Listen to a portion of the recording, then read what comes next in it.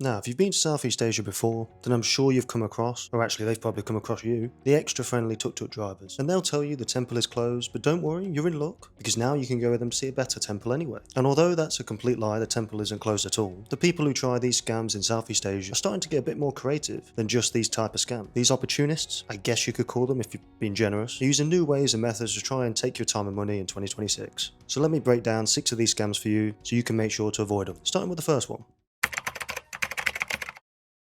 The fake job scam. Now this one is unfortunately very real. It starts with what appears to be a job offer, which is normally advertised with a very high salary, rent paid for, food paid for, everything else you'd want really, from a dream job. And people will jump at it and ignore all the following red flags just because they want it so bad. And that's the problem. And to explain a bit more how this scam works, once the individual accepts the job, they get to their place of work, they're put into this scam call center. Their passport, money, phone is all taken from them, and even their movement is restricted. And now they're inside the call center, which most of the time acts like a compound. Then it's hard for them to leave, because now they're forced not only to work under the threat of violence, but they're also forced to scam strangers online. And in Southeast Asia, this happens in a few countries. I always see Cambodia in the headlines, but it's definitely not exclusive to Cambodia, but for some reason that seems to be the focus of the news and media, because it unfortunately happens in many of its neighbouring countries here in Southeast Asia. I mean, Myanmar, Laos, Thailand, they all unfortunately have this. But there is one good thing, and that is because of this getting more attention, authorities are doing more to stop and shut down their operations, but it still does exist. So you do have to be careful when looking for a job out here in Southeast Asia, and especially with Facebook groups,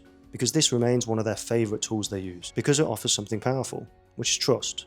Because when a scam comes through a group you already belong to, from someone who seems to be a part of your community, your guard drops. And that is exactly what these kind of operations are depending on. So if you see a job offer with all the benefits of a high salary, free accommodation, free food, free everything really, then you have to be extra careful. And remember, a good rule for this, and in life in general really, if it's too good to be true, then unfortunately, it probably is. So be careful with this one, we're looking out for work here. So let's jump into the next scam. Another scam spreading across parts of Southeast Asia is what many travellers call the bar-bill shop scam. And it usually starts in the nightlife districts, which are popular with tourists. You know, the areas filled with the neon lights, the host bars, the karaoke lounges and the clubs. In your major cities like Bangkok, Phnom Penh, Ho Chi Minh, just as examples. A friendly stranger, often an attractive woman or somebody posing as a local guide, starts a casual conversation and suggests going to a good bar nearby. And at first everything feels normal, first drinks arrive, the staff are friendly, nothing seems suspicious, until the bill shows up. That's when the scam begins.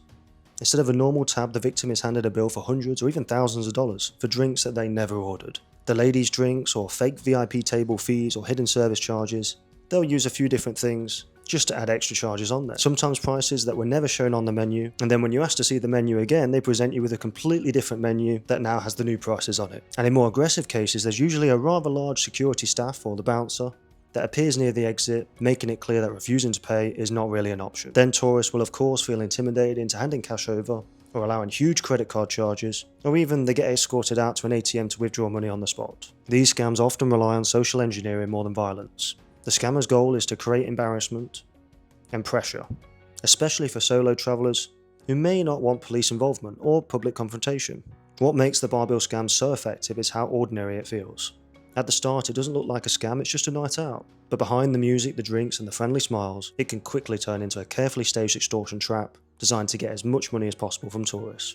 So unfortunately, this isn't just in Southeast Asia, this is around the world. If somebody comes up super friendly to you, it's best to think about it because they probably want something from you. So, on to the next scam. Now on to one of the most common travel scams across Southeast Asia. And it's the motorbike rental damage scam. It usually starts with something simple. A traveller wants to rent a scooter for cheap, sometimes just a few dollars a day. The shop owner seems friendly and relaxed. Often there's very little paperwork, no real inspection, and sometimes the owner even keeps the renter's passport as security, which I'll tell you now is already a major red flag. The problem begins when the bike is returned. Suddenly the owner points out scratches, dents, cracked mirrors, or even engine issues, and the renter themselves either never noticed or didn't cause at all. In some cases the damage was already there before the rental even started, and in worse cases the travellers suspect the bike was intentionally tampered with or even switched for a more damaged one after they parked it up outside. The renter is then told they owe an insane amount for repair, sometimes hundreds of dollars for minor cosmetic damage, far more than the actual value of repair.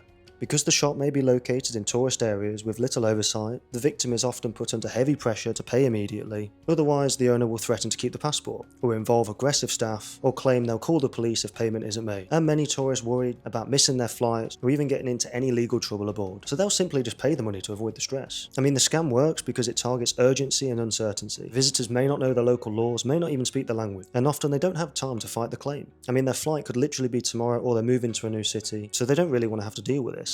The best thing you can do to avoid this is to make a full video and record the bite before leaving the shop. Point out every single dent and scratch you can see, and most of all, avoid handing over your passport, and only use well-reviewed rental businesses instead of the random side street pop-up businesses.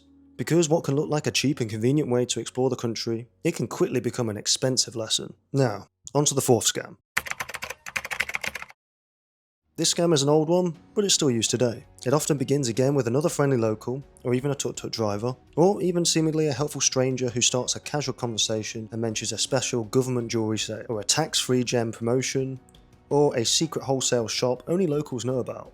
Then the victim is told that buying sapphires, rubies, or other precious stones here, and reselling them back home could generate huge profits, because of the special export deals, or temporary discounts, essentially making it seem like not buying anything would be silly or stupid considering the upside. And once inside the jewellery store itself, everything is designed to look legitimate, professional, with certifications on the wall, polished displays, and convincing stories about international resale value. The tourist is then pressured in to buy these expensive gems, sometimes spending thousands of dollars, believing that they're making a smart investment, rather than a purchase. But later they discover the stones are heavily overpriced, low quality, synthetic, and nearly impossible to resell anywhere, and nowhere near at the price they bought them for. Then by the time they realise it, the shop may be impossible to track down, or the helpful stranger that was around is nowhere to be seen, or the driver who brought them there has disappeared altogether after collecting their commission. Like many scams in this region, the gem scam succeeds by turning trust and excitement into urgency, making the victim feel like saying no means missing out on easy money. I mean, it's an old one, but it still runs on, so you gotta be careful with this.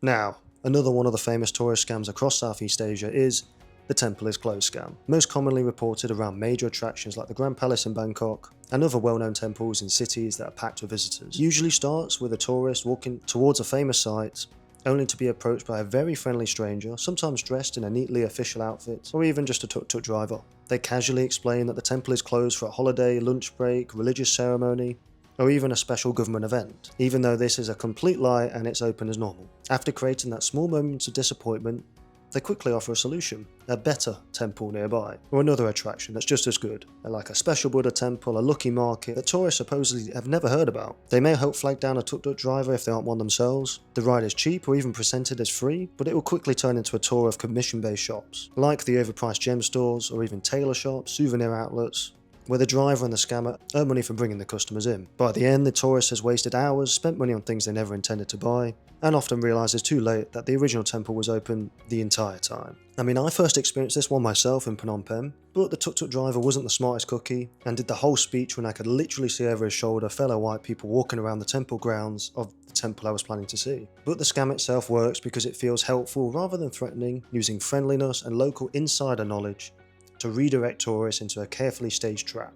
So just check online beforehand, or even go and see yourself, because most of the time, if not all of the time, the temple itself will probably be open, just as usual. And now the final scam for today's video is the taxi meter scam. This is an extremely common scam across Southeast Asia, especially in the busy airports, nightlife districts, and any major tourist zone. It usually happens the moment a traveller arrives, tired, carrying all their luggage, and unfamiliar with the local prices. A driver approaches offering a special price, but they quietly don't turn on the meter, and a new tourist will assume the price quoted sounds reasonable, but then they later realise they've been charged 2, 3, or even 10 times the normal price. In other versions, the meter is on, but it's been tampered with to run unusually fast, making short rides become expensive. Some drivers also take intentionally longer routes, claim that there's road closures that require detours, or suddenly add a fake airport toll or late night fee that were never real. And because tourists often don't know the normal fare, or may not want to argue in an unfamiliar country, many will simply just pay to avoid any sort of confrontation. But an easy way to avoid all of this is to just use the apps. They set the price for you, and depending on the country will depend on the app, but either Uber, Bolt, Grab, I mean there's so many options you can use, and that'll just eliminate this scam altogether. And that's it for today's video of the 6 scams to avoid here in Southeast Asia. And most of these scams work because tourists are tired, distracted, or too polite to say no. So the best defense is to slow down, stay aware, and remember, being cautious is not being rude, it's smart travel. And again, if somebody is over friendly and they're trying to get you to do something, then it's probably not with the best intentions. And like I said earlier, if something sounds too good to be true, then it probably is.